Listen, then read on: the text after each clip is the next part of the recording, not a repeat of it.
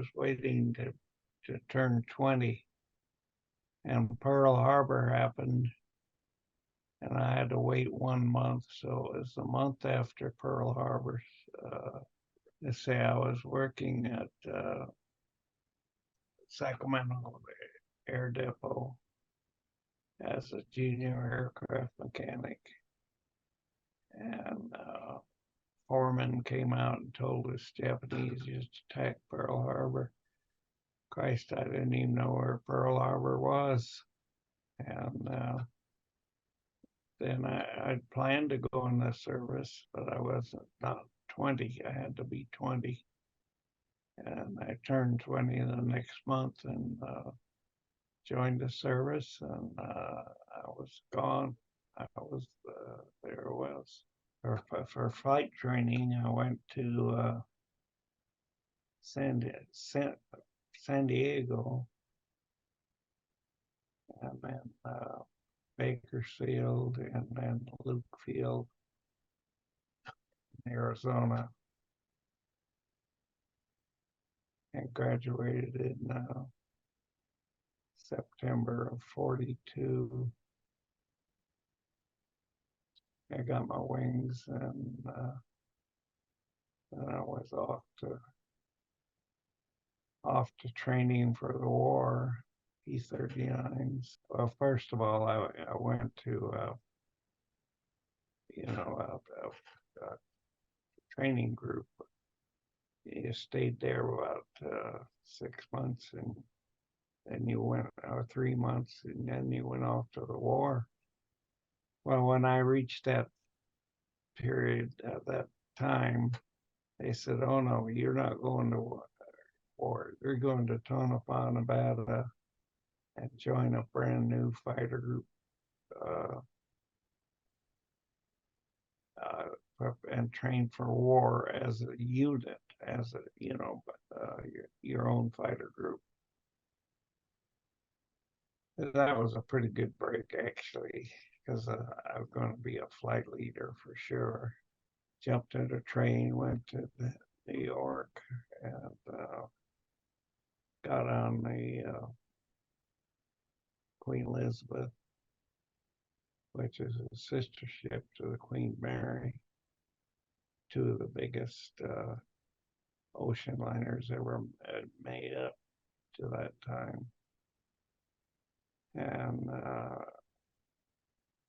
it was converted to a troop carrier, and the GIs are enlisted and had to ride 24 hours in the hull and then 24 hours on the deck. And I was a captain, so I got a honeymoon suite with 17 other guys. Put bunk beds in it. And we went off to England, and we heard then that we were gonna get the P-51, and we'd never even flown one. That was a really good break for us. Once we flew a P-51, we said, "Oh my God, look what we've been missing." We took our Mustangs, serviced them up, and and flew down to I forget where the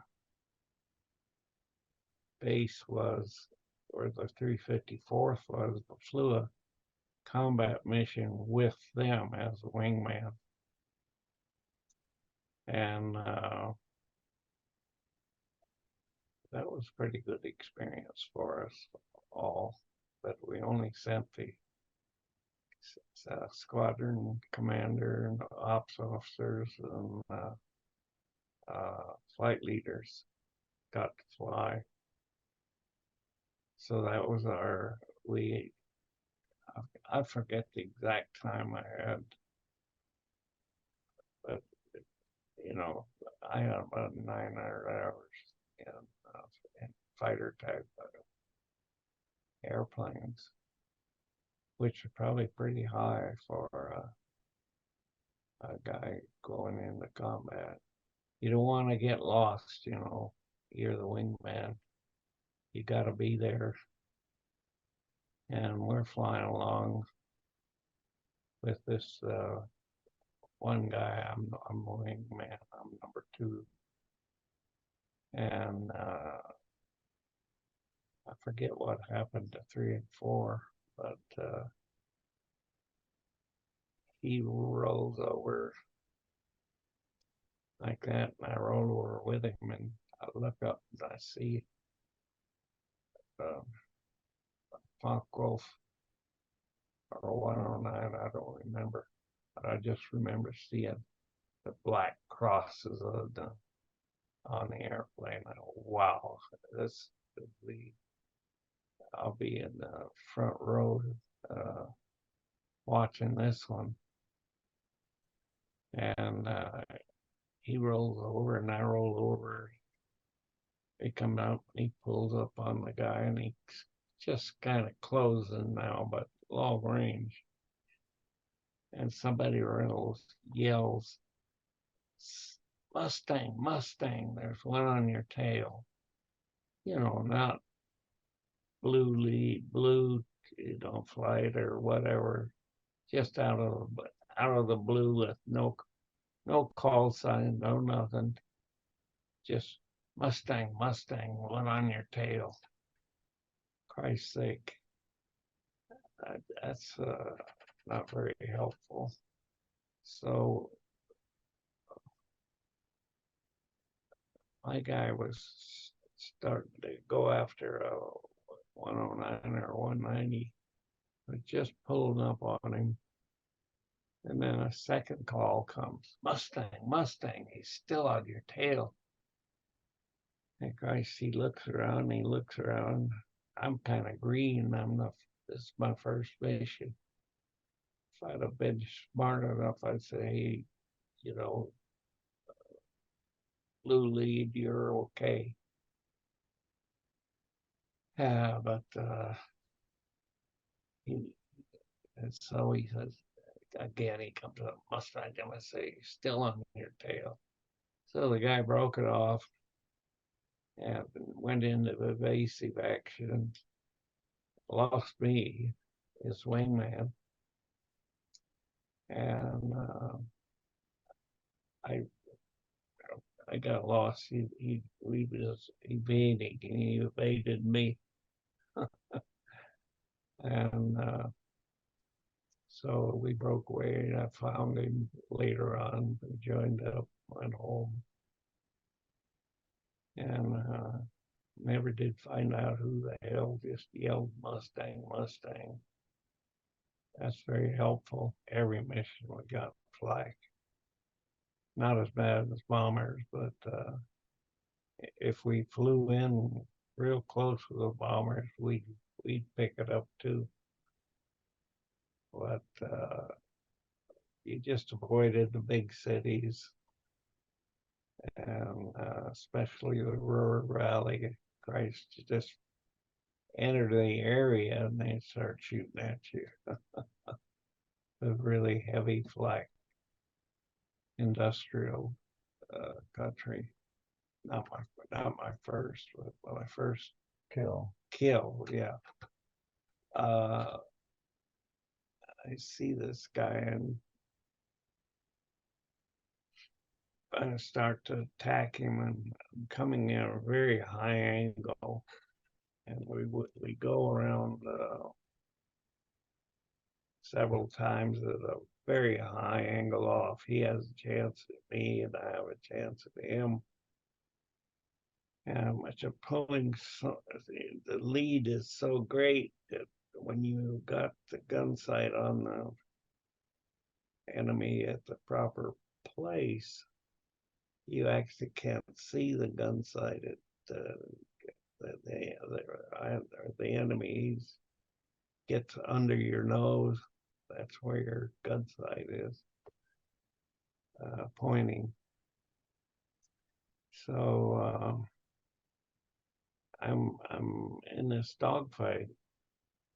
I just can't get on his tail, and he can't get on my tail.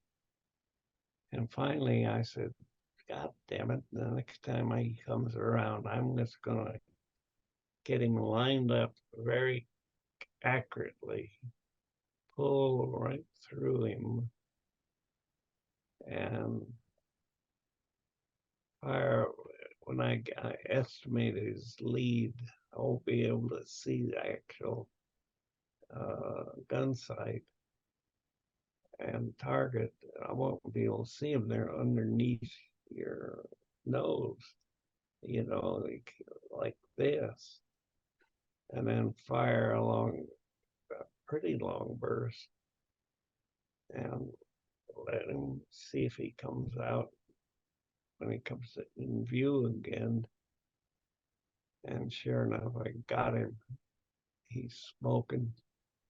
Our coolant had got a coolant leak. And the guy just pulls right up and bails out right there immediately. And I have my hot dog. Got my first kill. I'm patting myself on my back going, Yeah, so can tell them about the quarter kill mission. yeah, this was we were in a dogfight with some 109s, and we polished them off. They were out in front of the B-17. We cut them, broke their attack, and then had a rat race and went down to the deck. And while we're going down, I saw this shadow, and I couldn't figure out what it was. I could just knew it was a shadow. It was camouflage, and the haze just kind of made it disappear. And but we're after the 109s, and we polish them off, and then I get my flight back together. Say, hey, did anybody see anything else? A shadow down here? No. Okay, follow me. I get down there. We're down around 5,000 feet now. And I just pick up a heading, which I remembered the shadow was going. And pretty soon I see the shadow again before I can see the airplane. If it had been really hazy, I would have missed the guy completely. With his camo and the haze and everything. But I said, okay, guys, I got him. I got him again. I see him. I got the shadow. Get around, come. I chased him.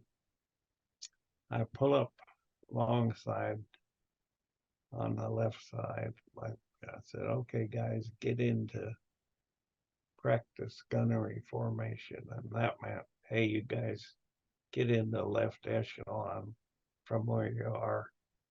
And you're going to, they almost collided because they knew they were going to get to shoot. And so, what kind of airplane was it then? So it was hard to see. Finally, when I got up there, it was found out it was an old Heinkel 111, obsolete Battle of Britain bomber. And let's see. Oh, so we're in left echelon. He's down here on the. Let's see whether you can't see with my hands.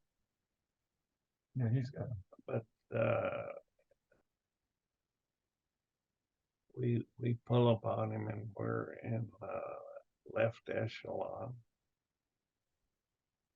And I go in just at a low level. And make pass, firing pass, get an engine smoking. And about pretty soon we got one burning and the other one smoking badly. And the guy's looking for a place to land. And we're still shooting at him. Well, we got four guys made probably 2 passes. That's a lot of lead. And he's hunting for some place, looking for a place to land, crash land. And so he found this big field up ahead, gets over on it, pulls it in, crash lands it. And he's skidding along there and he hit something and it broke the left outer wing off the airplane or bent it around as it went sliding to a stop. And 2 guys actually got out of the airplane. And one guy's out in front of the airplane. It's sitting there burning like crazy. And he's just got his hands on his hips and he's looking up at us. And we're about angry bees up there.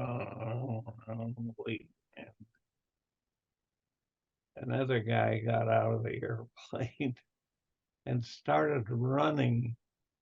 And here's this open field, no place to hide. And so I said, "You dumb ass, I'm going to give you a thrill." So I pulled over, went after him personally, and like I was going to shoot him, strafe him, and murder him. And I just went right over his head as low as I could fly, and then pulled up and did a roll and left him. And so when you first get over there, just flying over enemy territory gives you an emotional impact, and you think, "Oh Christ, if I get shot down, there's farmers down there with pitchforks and everything." You fly a mission and you get back, you made it. And well, God, it wasn't so bad. Okay, the more you got experience, the less you worried about it. And that's, I'd hate to say that when you got some real experience, you were successful several times. It was kind of